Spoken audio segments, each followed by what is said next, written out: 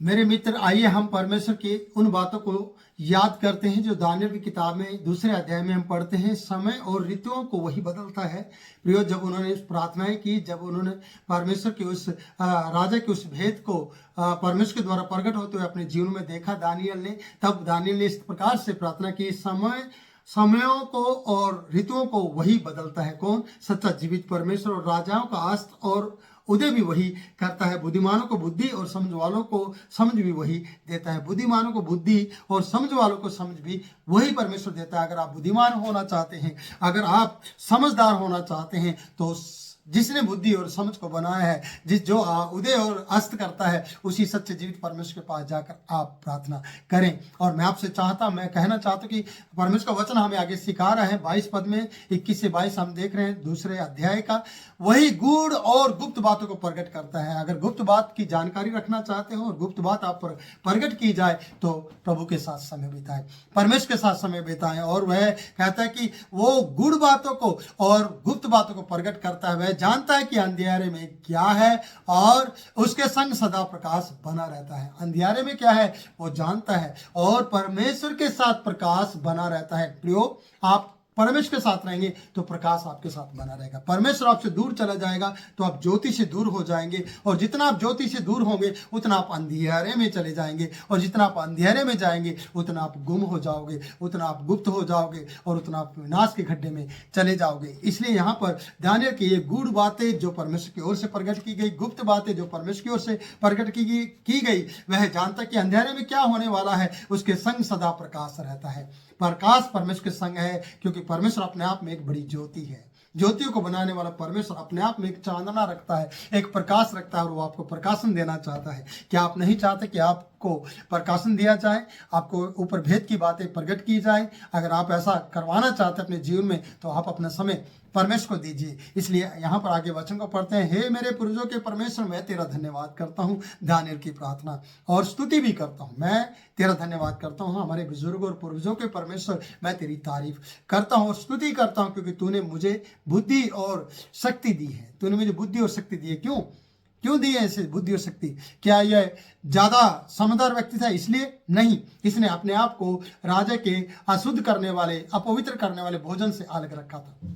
हर बार सोच समझ कर इसने गुलामी में रहकर भी परमेश्वर का आदर मान किया था, और दिन में 3 बार प्रार्थना करके अपना समय परमेश्वर के साथ बिताया था। इसलिए इसने कहा, क्योंकि तूने मुझे बुद्धि और शक्ति दी है, और जिस वेद का खुलना हम लोगों ने तुझसे मांगा था, उसे तूने हम पर प्रकट किया है। तूने हमको राजा की बात बताई है। परमेश्वर ने राजा की बात दानियल और उसके लोगों को बताई है। प्रियो, और दानियल ने ये कहकर प्रार्थना की है। कितनी बड़ी बात है कि आज आपको और हम सबको परमेश्वर की जरूरत है। भेद की बातें वही प्रकट करता है। ये प्रार्थना का जीवन जीने वाले व्यक्ति ही ये सारी बातें बता सकते हैं। खाली भविष्यवाणी करना, झूठ मूठ की बातें करना, मन गढ़ंत कहानियां बताना, मन गढ़ंत बात करके लोगों का समय बर्बाद करने वाले व्यक्ति कभी ना बने, बल्कि अपना समय परमेश्वर के साथ बिताने वाले व्यक्ति बने।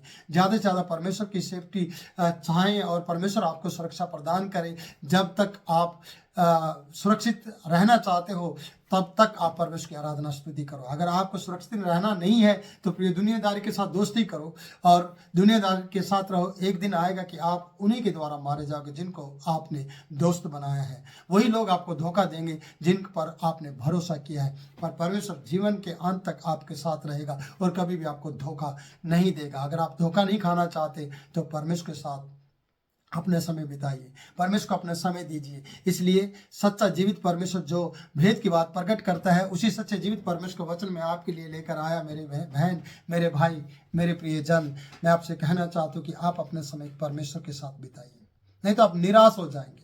आप दूसरों के पास जाकर मदद मांगना शुरू करोगे। दानियल ने राजा का बहुत सी बातों के बारे में बताया है। आज भी बड़ी समस्याओं का सामना करने के बाद, और जब ये पता चला कि इनका भी नाश होने वाला, ये भी नष्ट किए जाएंगे, तब फिर घुटने टेक कर परमेश्वर के पास चला गया। आज जब आपको इस प्रकार का समाचार मिलता है या बैड न्यूज़ आपकी ज़िंदगी में आती है, तब आप कहाँ जाते हैं? एक वकील को ढूंढते हैं अपने लिए कि वो आपका केस लड़े, आपका न्याय करे, या फिर दुनियादारी के उन लोगों को ढूंढते हैं जो आपकी मदद कर सके। दानियल किसी के पास नहीं गया, दानियल के लोग और किसी के पास नहीं गए, और भेद की बात प्रकट करने के लिए उन्होंने परमेश्वर को पुकारा और परमेश्वर के साथ पूरी रात बिताई और परमेश्वर ने उन पर वो बातें प्रकट की जो राजा की मन की बात थी वो प्रकट कर दी। आज सरकार की मन की बात क्या है, दुनियादार की मन की बात क्या है, दुनिया क्या चाह रही है आपके बारे में, दुनिया क्या करना चाहती है आपके लिए, दुनिया के लिए आप क्या करना चाहते हैं, ये बात आपको मालूम होना चाहिए। और परमेश्वर आपके लिए और उन लोगों के लिए क्या करना चाहता है, ये बात का पता लगाने के लिए आपको पूरी पूरी रात अपना समय परमेश्वर के साथ बिताने की जरूरत है। आपकी रात परमेश्वर के साथ, आपकी बात परमेश्वर के साथ आपको बिताने की जरूरत है। मैं परमेश्वर दास आपसे यही कहना चाहता हूं कि अगर दानियल इस बात का पता लगा पाया अपने मित्रों के साथ, तो आपको भी अपने मित्रों के साथ परमेश्वर के साथ समय बिताने की जरूरत है। मेरे विश्वासी भाई, मेरे विश्वासी बहन भाई पासवान, मैं आपसे कहना चाहूंगा कि आप भी अपना समय परमेश्वर को दीजिए, अपना समय परमेश्वर के साथ बिताइए, निराश मत होइए। निराश होने की जरूरत नहीं है। परमेश्वर ने कहा उन लोगों से मत डरो जो शरीर को घात करते हैं, पर उनसे डरो, उससे डरो जो शरीर और आत्मा दोनों को घात कर सकता है, मार सकता है और उन्हें नरक में डाल सकता है। वो कौन है? वो परमेश्वर है। इसलिए दानियल ने समझा है, शद्रक मेशक ने समझा है, गुलामी में रहते हुए भी वो परमेश्वर की आराधना स्तुति करने वाले लोग बने हैं। उन्होंने जरा से भी मलाल उनको नहीं था कि हम गुलामी में क्यों आए हैं। वो नहीं उन्होंने कभी भी परमेश्वर दोष नहीं लगाया। इसलिए परमेश्वर ने भी उन्हें होश में रखा और अपने प्रति वफादार बनाया, और वो परमेश्वर के प्रति वफादार रहे और परमेश्वर ने उन्हें अपने काम के लिए इस्तेमाल भी किया। देखिए, सारे पंडित नाश होने वाले हैं, लेकिन दानियल आज उन पंडितों को भी और अपने आप को भी और अपनी कौम को भी बचाने के लिए तैयार हो गया। क्यों? क्योंकि इसका प्रार्थना का जीवन था। प्रार्थना का जीवन जब तक आपका बना रहेगा, आपका प्रार्थना का माहौल बना रहेगा, तब तक आप अपने और अपने घराने के लिए उद्धार का कारण बने रहोगे। और जब आप प्रार्थना के जीवन से दूर हो जाओगे और प्रार्थना का जीवन आपका चला जाएगा, तब आपका जीवन में खतरा और नष्टता और मैं ये कहूँगा कि डर आ जाएगा, और डर के कारण से आप घबराना शुरू होंगे और आपको दिक्कत परेशानियों का सामना करना पड़ेगा। इसलिए परमेश्वर का दास होने के नाते फिर से कहूँगा कि आप प्रार्थना में समय बिताएं। आप हमारे लिए भी प्रार्थना कीजिए। जिस प्रकार का मैं संदेश आपके लिए लेकर आता हूं, आपकी हिम्मत बढ़ाने के लिए, आपको ढांढस बढ़ाने के लिए, उसी प्रकार से आप हमारे लिए भी दुआ कीजिएगा। हम संसार के लोगों से डरने के लिए नहीं, बल्कि परमेश्वर के लिए समय बिताने के लिए अपने आप को और आपको तैयार करने के लिए मैं ये संदेश देता हूँ।